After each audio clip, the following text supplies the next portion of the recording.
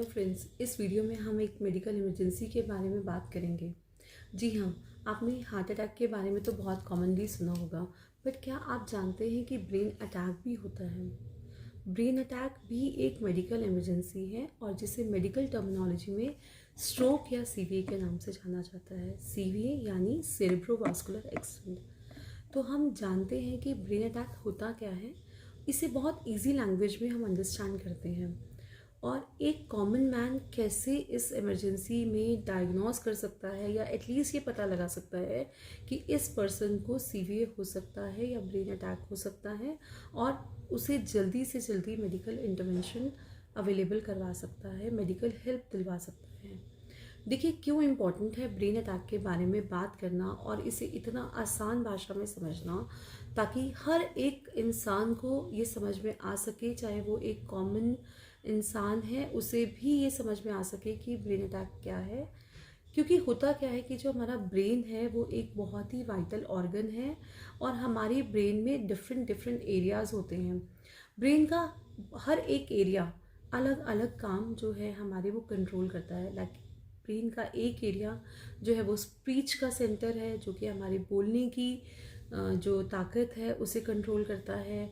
एक area muscle coordination पे काम करता है, एक एरिया हमारी वॉक पे काम करता है। इसी तरह से हमारे जो ब्रेन के अलग अलग एरिया हैं वो अलग अलग फंक्शन करते हैं।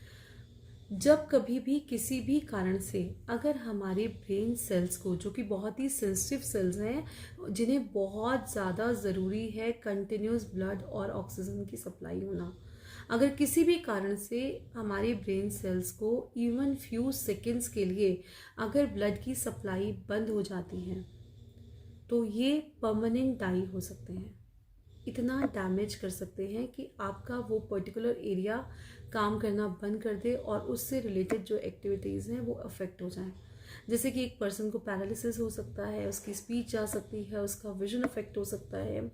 तो आप समझ रहे हैं कितना इम्पॉर्टेंट है इस पर टाइमली काम करना, क्योंकि जितनी जल्दी हम उसे मेडिकल इंटरवेंशन दिलवाएंगे, हम एक तो उसकी लाइफ तो सेव करेंगे ही करेंगे, उसके साथ साथ उसकी क्वालिटी ऑफ लाइफ भी सेव कर सकते हैं, वो परमानेंट डैमेज को बचा के जो किसी भी ऑर्गन को हो सकता है।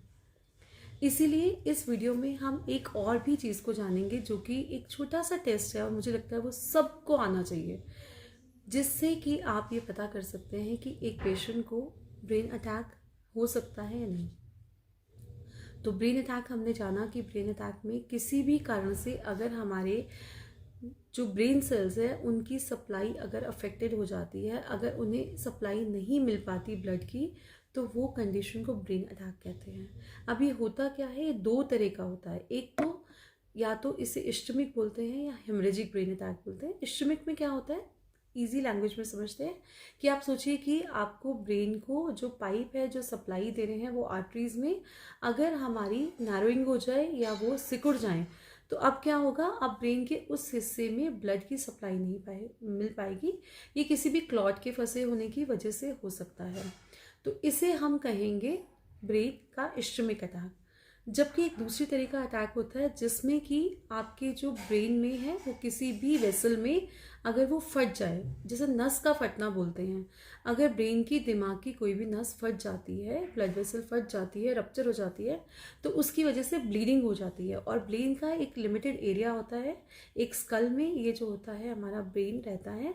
अगर उस ब्लीडिंग की वजह से आसपास के हिस्सों में क्या होता है कि सूजन आनी शुरू हो जाती है और वो कंप्रेस हो जाते हैं, उनमें दबाव बन जाता है, जिसकी वजह से हमारे ब्रेन का प्रेशर बहुत ज़्यादा बढ़ जाता है और बाकी के हिस्से जो हैं वो ठीक से काम नहीं कर पाते, उनका परफ्यूजन ठीक से नहीं हो पाता, उन्हें प्रॉपर ब्लड सप्लाई नहीं मिल पाती।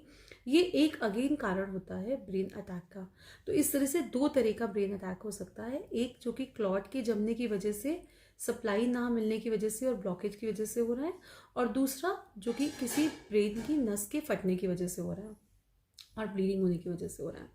तो अब दोनों ही हिस्सों का ट्रीटमेंट थोड़ा अलग होता है। ये आपके डॉक्टर जब आप पेशेंट को लेकर के जाते हैं वो डिसाइड करते हैं कौन से हिस्से क्या कारण है और उसकी वजह तरह से उसका ट्रीटमेंट दिया जाता है, जिस भी तरह का ट्रीटमेंट चाहिए रहता है। But as a common man सबसे ज़्यादा ज़रूरी जो आपका रोल रहता है वो उसे डायग्नोज करना रहता है या उसे टेस्ट करना रहता है कि ये ब्रेन अटैक है भी या नहीं। तो उसके लिए एक बहुत ही छोटा सा टेस्ट है जिसे कि आप कर सकते हैं। इसे कहा जाता है fast, FAST, fast. Fast means F जो होता है, इसे याद करना भी बहुत आसान है। फास्ट का जो एफ होता है वो होता है फेस के लिए। तो कभी भी अगर आपको ऐसा शक हो कि इस पेशेंट को ब्रेन अटैक है, आपको उसके फेस की तरफ देखना चाहिए। अगर फेस में किसी भी तरह का डेविएशन है, यानी कि फेस किसी एक तरफ की तरफ झुक रहा है या टेढ़ापन आ रहा है, या आप पेशेंट को स्माइल के लिए भी बोल सकते हैं, और आप देखते हैं जब उसको स्माइल के लिए बोल रहे हैं तो स्माइल प्रॉपर नहीं है, इक्वल नहीं है, वो एक तरफ की तरफ हो रही है ना, एक तरफ टेढ़ी स्माइल हो रही है, या फेस का कोई एक हिस्सा टेढ़ा हो रहा है, आपने देखा होगा ऐसा कई बार, तो वो एक ब्रेन अटैक का साइन हो सकता है। इसके बाद नेक्स्ट आता है फास्ट का ए में आप पेशेंट को बोल सकते हैं कि अपनी दोनों बाजू ऊपर उठाएं। तो इसे हम आर्म ड्रूपिंग के नाम से जानते हैं। इसमें क्या होगा कि पेशेंट जो है अपनी दोनों बाजू को बराबर या तो उठा ही नहीं पाता है, या बार बार उसकी बाजू नीचे की तरफ गिरती है। ये अगेन एक बहुत इंपॉर्टेंट साइन है। फास्ट में अगला साइन है एस का। एस में आप पेशेंट की स्पीच देखते हैं।